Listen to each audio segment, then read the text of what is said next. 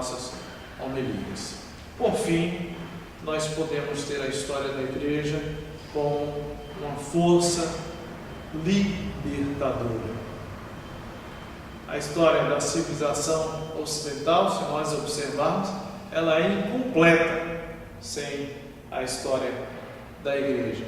Ela é ininteligível sem a compreensão do papel da religião nesse sentido, principalmente do cristianismo. Quem estuda o cristianismo, tendo todas essas ferramentas em mente, todas essas perspectivas, jamais vai se isolar em uma denominação, em um gueto, em um grupinho. Pelo contrário, a pessoa vai começar a perceber a unidade do verdadeiro corpo de Cristo, vai ver a dimensão dessa história, a dimensão dessa igreja, vai se tornar mais humilde, mais compreensivo, vai se tornar de fato mais cristão. Para facilitar a história, o estudo da história da igreja, nós dividimos essa história em períodos. Então, no módulo História da Igreja 1, nós vamos lecionar, como já foi dito no início, a história da Igreja Antiga e a história da Igreja Medieval. A história da Igreja Antiga, nós vamos começar ela do ano 30 até 590 depois de Cristo. Igreja Antiga, 30 a 590 depois de Cristo. Nós subdividimos essa história, o período antigo, da seguinte forma: a Igreja Apostólica, do ano 30 ao ano 100. A Igreja Católica, do ano 100 até 313, onde acontece algo que muda essa história. E, por fim, a Igreja Imperial, do ano 313 até o fim da Idade Antiga, 590. Depois nós vamos estudar, dentro da história da Igreja 1, a história da Igreja medieval, que é do ano 590 até 1517, as portas da Reforma.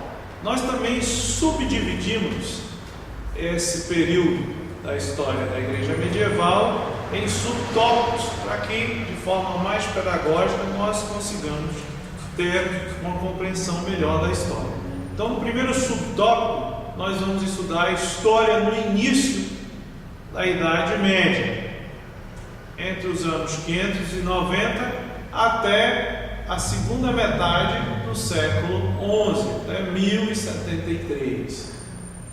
Depois, a história no apogeu da Idade Média, de 1073 a 1294.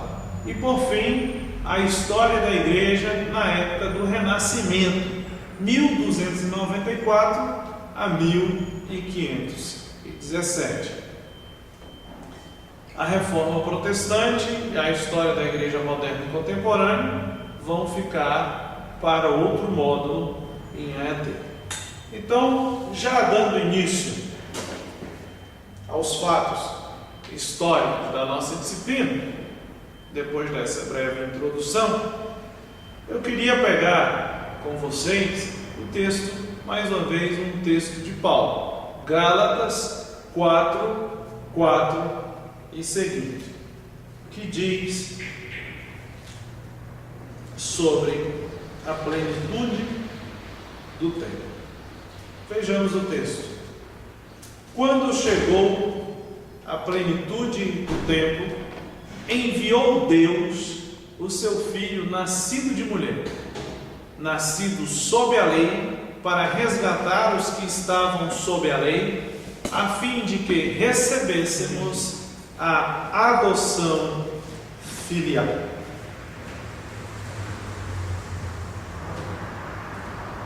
Veja, esse texto traz uma informação fantástica sobre a nossa história. A ideia de plenitude do tempo. Quando nós iniciamos aqui dando os períodos, nós dissemos que nós vamos começar do ano 30, porque oficialmente, nós temos ali os inícios pós-morte e ressurreição de Jesus. Mas para que a gente possa entender esses inícios, nós temos que voltar 5, até mesmo 5 séculos antes do nascimento de Jesus, e aí chegarmos ao nascimento de Jesus e o período em que Jesus viveu, para que a nossa compreensão, o nosso entendimento fique mais amplo, né, em relação à expansão do cristianismo.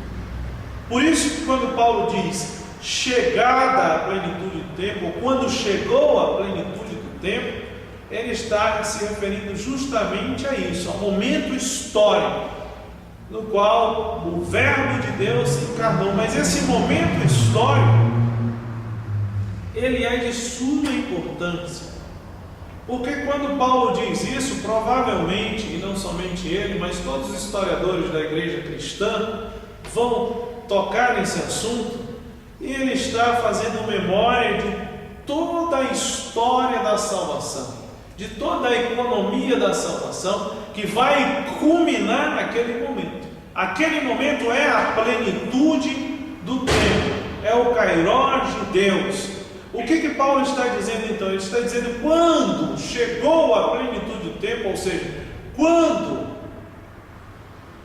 Deus viu o momento certo, depois de haver preparado um cenário, depois de ter havido preparado um povo, depois de ter havido preparado uma cultura, depois de tantos séculos, Deus agora viu, não, agora é a plenitude, agora sim é o momento de enviar o meu filho.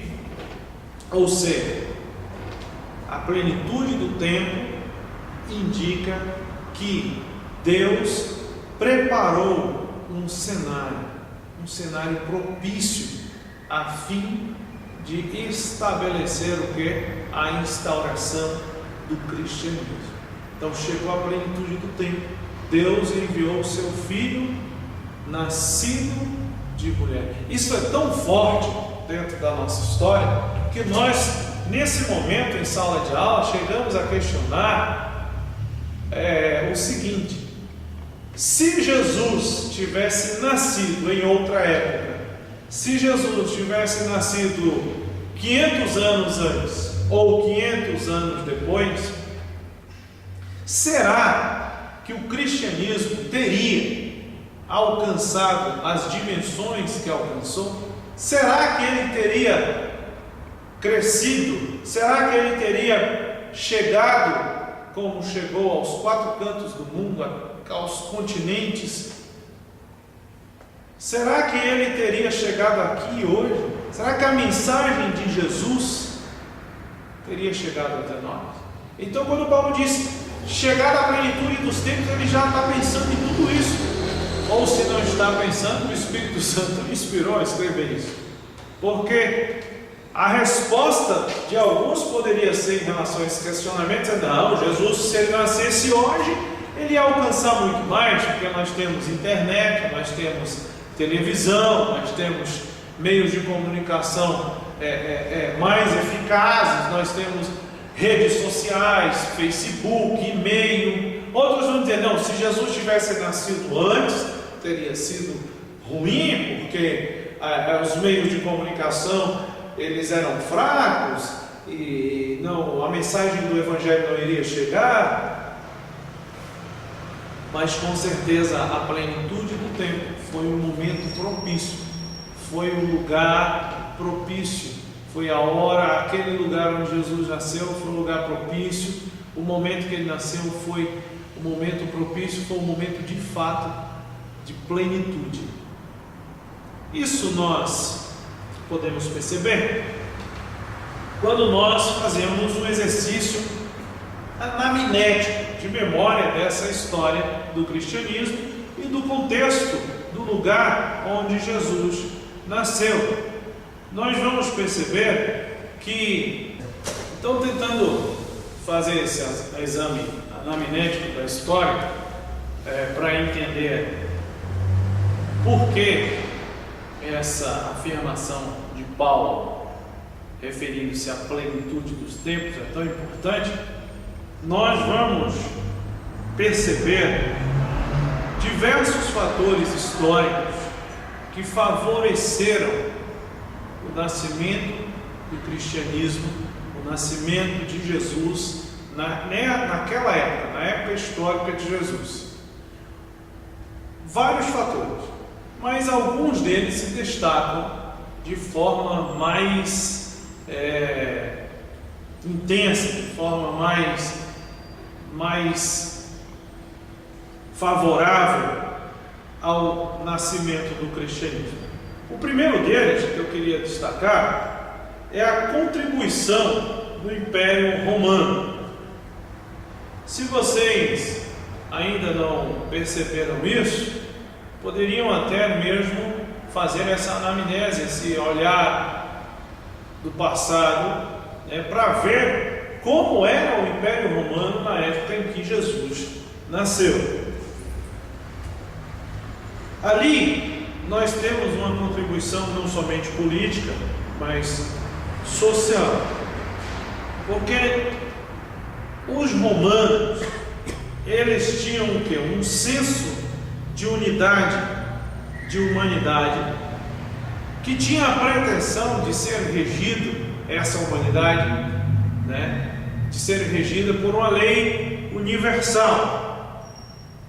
Então, o Império Romano, ele aplicou esse senso de unidade, esse desejo, ou pelo menos a ideia de uma possibilidade de uma lei universal, baseando-se na ideia de que todos os homens deveriam estar debaixo de uma única lei, debaixo de um único governo. O Império Romano, então, com essa ideia, ele procurava ter o quê? Uma unidade política de todos os povos sob o seu comando, sob o seu poder. Então, ele tinha essa compreensão de que todos tinham que viver debaixo de uma lei universal. E essa lei tinha que promulgar ou promover uma unidade. E essa unidade era promovida por meio da cidadania romana. Para tanto, o Império Romano, ele não ficou apenas na ideia, no projeto, no desejo de ter essa lei universal, um Estado universal, um povo inteiro sob essa lei. Não, o Império Romano, ele tentou aplicar isso.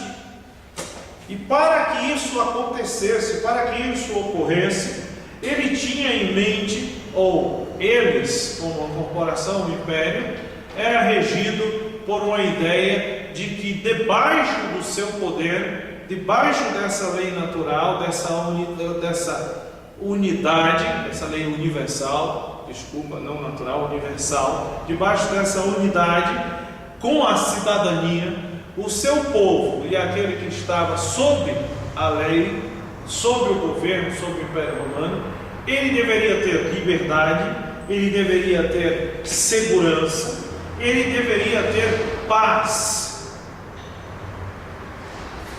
Então o governo, o Império Romano, ele, na sua grandeza e no seu poder bélico, ele conquistava os demais reinos.